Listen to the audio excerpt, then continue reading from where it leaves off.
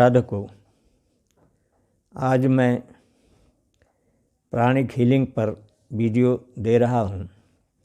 ये प्राचीन युग से ही इस पर बहुत अधिक काम हुआ है और भारत में ऋषि मुनि इस प्राण पर बहुत अधिक शोध किए हैं। इसी को जो प्राण है उसी को प्राणिक अंग्रेजीकरण किया गया है और प्राणिक हीलिंग, वैसे इसका उद्गम स्थान तो भारत ही है, परंतु इसको भूमंडलीकरण ये मनीला के फिलीपींस के मनीला के रहने वाले चोवा कोक सुई ने किया है और उनके भी गुरु तिब्बत के एक लामा थे। तो स्रोत भारत है, तिब्बत है, लेकिन इसका प्रचार प्रसार चोवा कोक सुई द्वारा किया गया है और इसके कई बेसिक हैं, एडवांस कोर्स है, साइकोथेरेपी कोर्स है, अरहंत है, सबका सभी कोर्स में मैंने भाग लिया है। और जो चोवा कोक सुई हैं 2 बार बनारस में आए थे, तो उनसे भी मैंने शिक्षा ग्रहण किया। अब वो नहीं रहे, लेकिन उनके शिष्य लोग हैं। ये बहुत ही अच्छी चीज़ है और इसमें कहा जाता है, एक संस्कृत का श्लोक है, प्राणोपि भगवानीश प्राणो विष्णु पितामह प्राणेन धारते लोक सर्व प्राणमयम जगत। प्राण ही भगवान शंकर, विष्णु और ब्रह्मा हैं।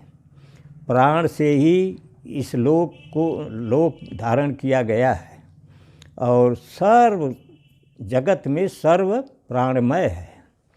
प्राण के बिना हम जी नहीं सकते और प्राण के कम होने से या अधिक होने से ये रोग होता है। एक योगी रामचरक कहते हैं, जैसे सूर्य से प्रकाश निकलता है, फूल से सुगंध निकलती है, उसी तरह से हमारे 5 कोषों से प्राण निकलता है और वो हमारे शरीर को ऊर्जा देता है। ये W.J. किलनर हैं, उन्होंने कहा है कि रोग पहले सूक्ष्म शरीर में आता है, उसके बाद स्थूल शरीर में आता है और स्थूल शरीर में आने से पहले अगर हमको मालूम हो जाए तो रोग को हम आसानी से दूर कर सकते हैं। हम आपको दिखाते हैं कैसे सूक्ष्म शरीर स्थूल शरीर में आता है।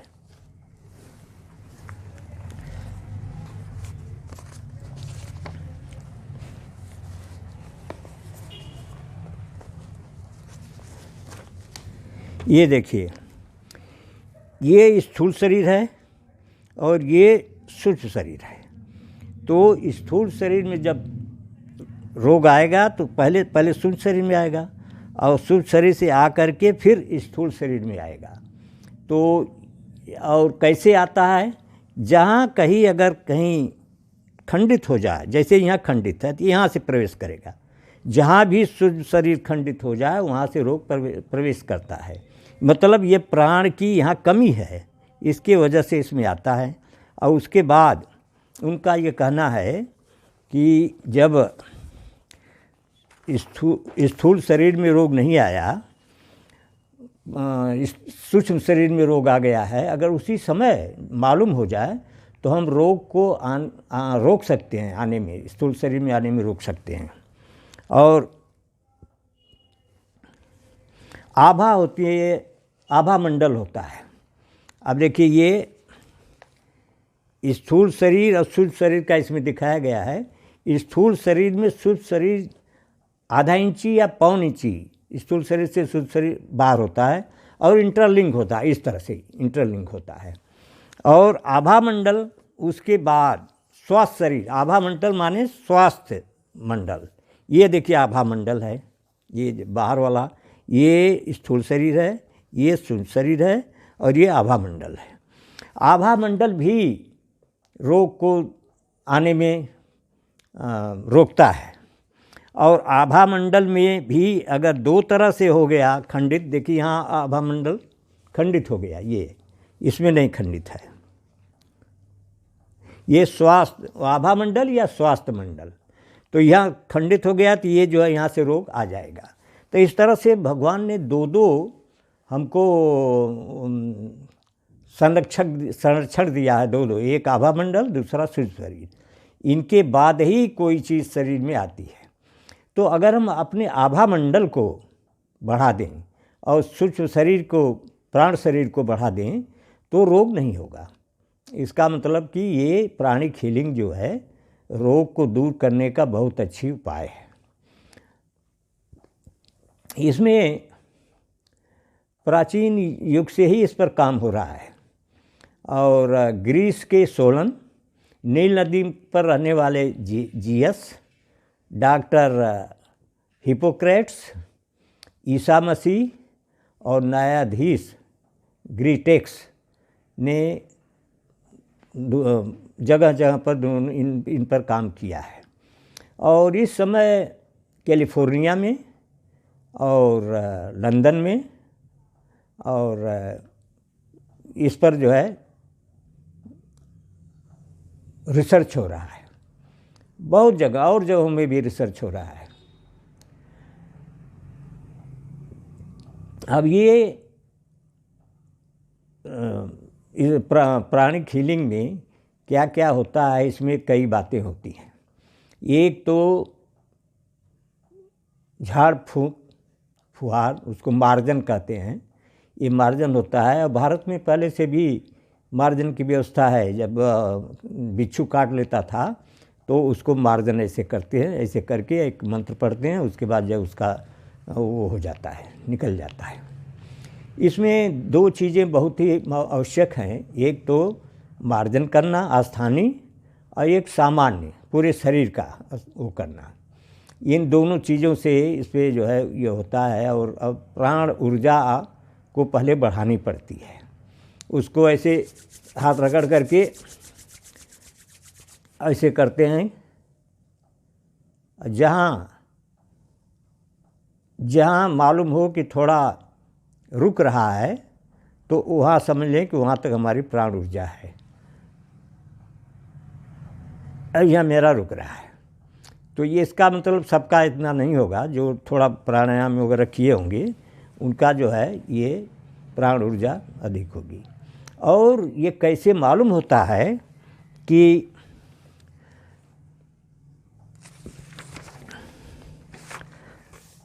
प्राण ऊर्जा कम है या बेसी है?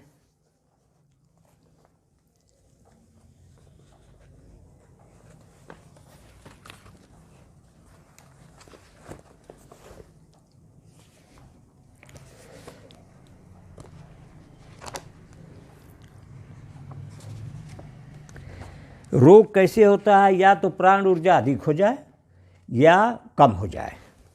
अब इसमें देखिए, ये यहाँ पर ये यहाँ आ रहा है, ये शरीर ये यहाँ से ये हो गया, कम हो गया, तो यहाँ कम है ऊर्जा और यहाँ जो है ऊर्जा अधिक है, तब भी रोग होगा, कम होगा तब भी, अधिक होगा तो भी।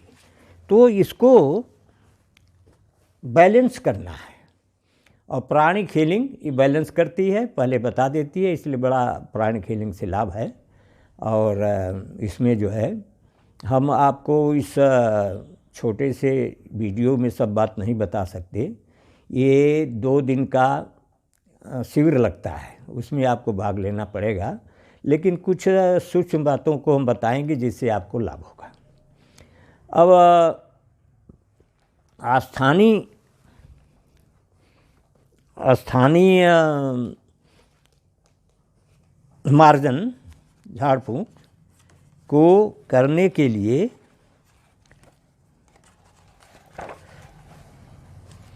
मान लीजिए मैं इसको स्थानीय ऊर्जा मान लीजिए आप, वैसे तो ये बिना 2 लोगों के रहने से नहीं होता है। तो इसको हम ऐसे पहले कटोरी नुमा अपना हाथ करते हैं इस तरह से, और ये भाव करना बहुत ज़रूरी है इस तरह से। और एक 2 किलो का प्लास्टिक का एक डब रखते हैं जिसमें पानी रहता है और 1 मुट्ठी नमक। वो पहले वाला नमक, कोई ये नहीं है कि आपका ये जो आजकल आ रहा है महंगा वाला नहीं, सस्ता वाला नमक डाल देंगे। या जो एडवांस लोग हैं वो उसके जगह पर, नमक के जगह पर वो डिटर्जेंट डालते हैं, साबुन पाउडर डालते हैं, और डाल करके भावना करते हैं कि मैं दूषित ऊर्जा निकाल रहा हूँ। ये दूषित ऊर्जा कहना बहुत ज़रूरी है। अगर दूषित ऊर्जा नहीं कहेंगे तो उसकी सही ऊर्जा भी निकल आएगी। तो भावना से ही जैसा सोचेंगे वैसा ही होगा। तो ऐसे भावना करते हैं कि दूषित ऊर्जा निकाल रहा हूँ, और उसमें पानी में फेंकते जाते हैं। एक जगह एक बार में 30 बार करते हैं इस तरह से।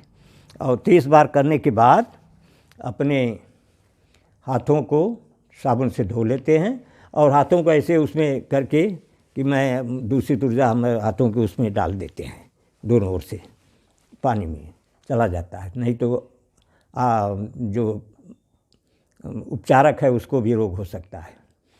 अब दूसरा जो है वो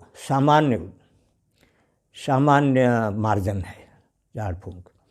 सामान्य में अपने 3.5 बित्ता का वो लगाते हैं कि, या अगर रोगी सामने है वो तो दूरस्थ जब बताऊंगा तो उसमें होगा, लेकिन अगर रोगी सामने है तो इस तरह से दोनों हाथों को इसे बना करके कटोरी नुमा, और ऊपर से ले करके नीचे तक ले आते हैं और कहते रहते हैं कि मैं दूषित ऊर्जा निकाल रहा हूँ, उसके चारों ओर से, उसके सामने से, ऐसे करते करते और उसमें फेंकते जाते हैं 30 बार ऐसा करते हैं, तो वो उसकी दूषित ऊर्जा निकल जाती है।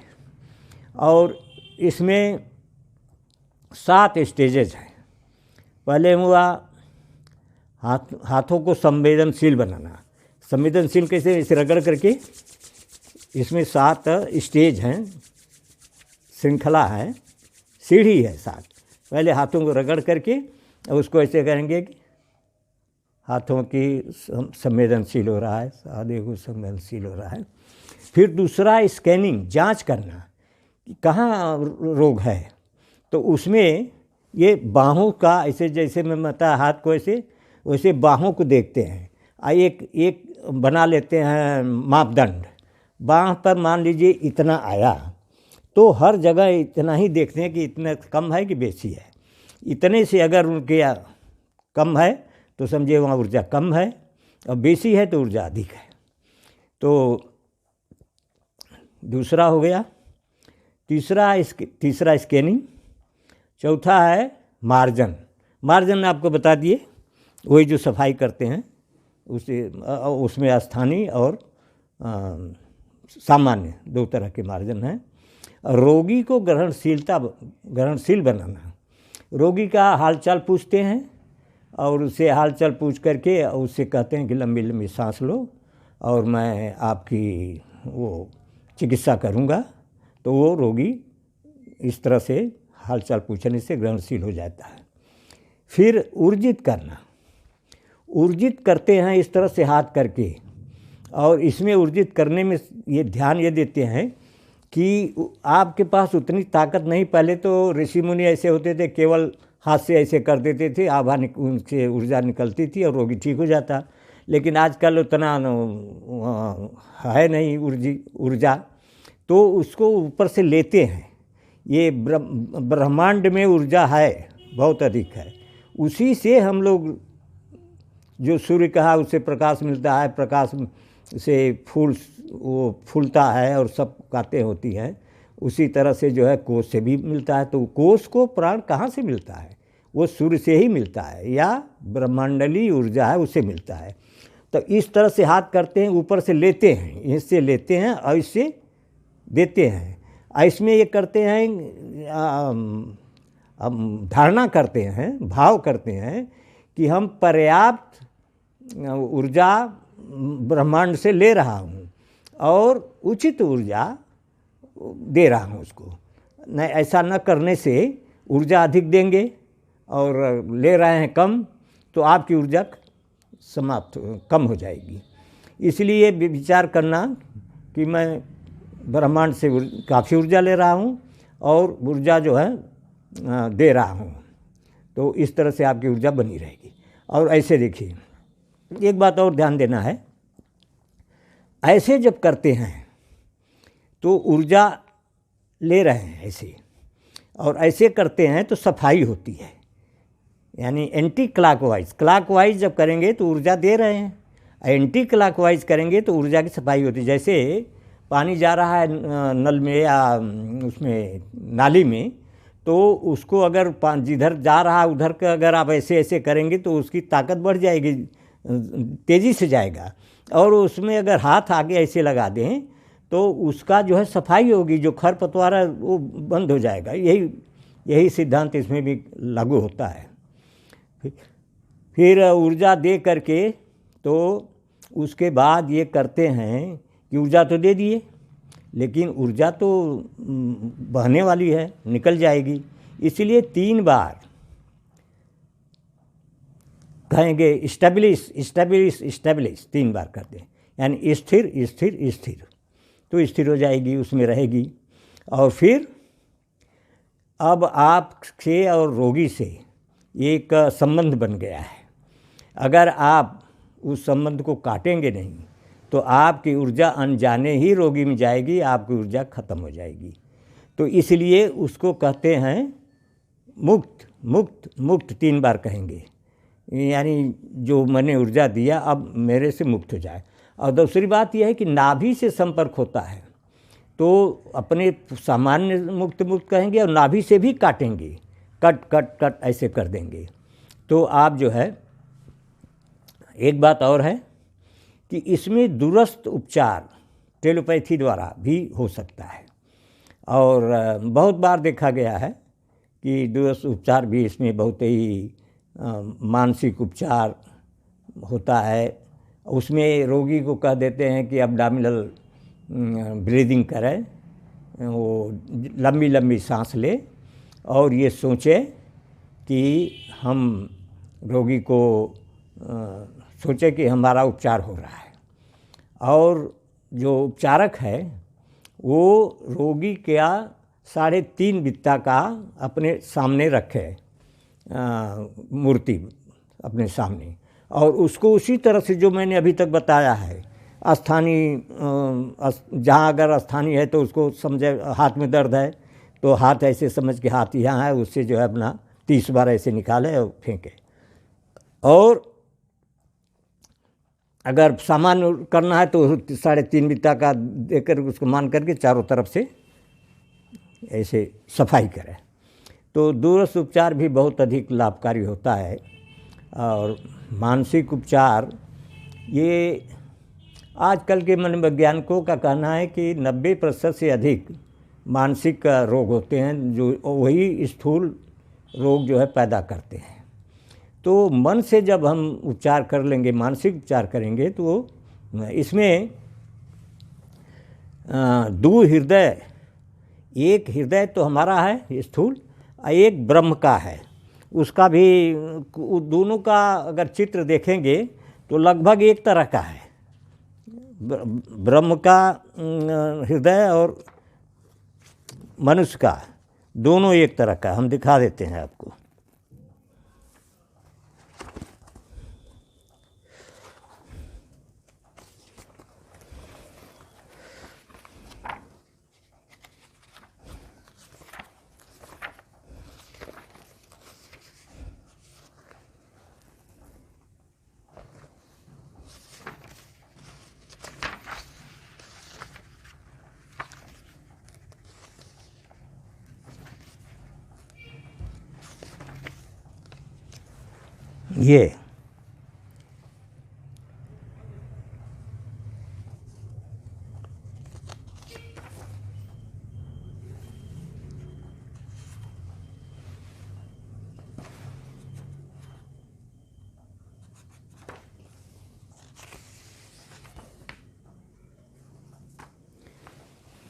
ये देखिए मनुष्य का हृदय चक्र है और ये ब्रह्म चक्र है, दोनों का एक ही तरह का है, ये मिलता जुलता है। इसलिए द्विहृदय चक्र का ध्यान जो करते हैं वो हृदय से और ब्रह्म का एक ही साथ करते हैं। तो ये इसका हम अलग से आपको ध्यान में ब्रह्म द्विहृदय ध्यान का, ट्विन हार्ट ध्यान इसको मेडिटेशन कहते हैं, इसका अलग से वीडियो बनाऊंगा। और ये जो है आप इसमें सबसे बड़ी बात है कि प्रैक्टिस करनी पड़ेगी। इसमें आपको हर वक्त हाथों को ऐसे हिलाते हुए सोचना पड़ेगा, जब चलेंगे तब भी जब हाथ हिलाते हैं सोचना पड़ेगा कि मेरा जो है प्राण ऊर्जा हाथों में आ रही है, हाथों में आ रही है, प्राण ऊर्जा बढ़ रही है। और त्राटक से भी आप प्राण ऊर्जा बढ़ा सकते हैं।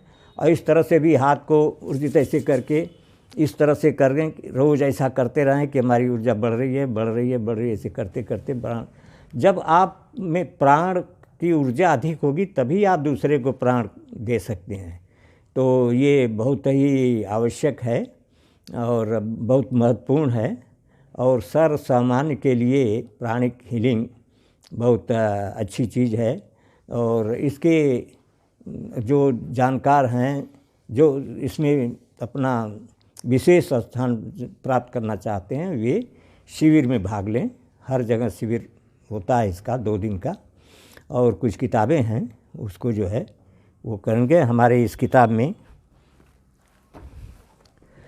हमारी किताब है योग एवं वैकल्पिक चिकित्सा द्वारा रोग निवारण, इसमें प्राणिक हीलिंग के बारे में बताया गया है।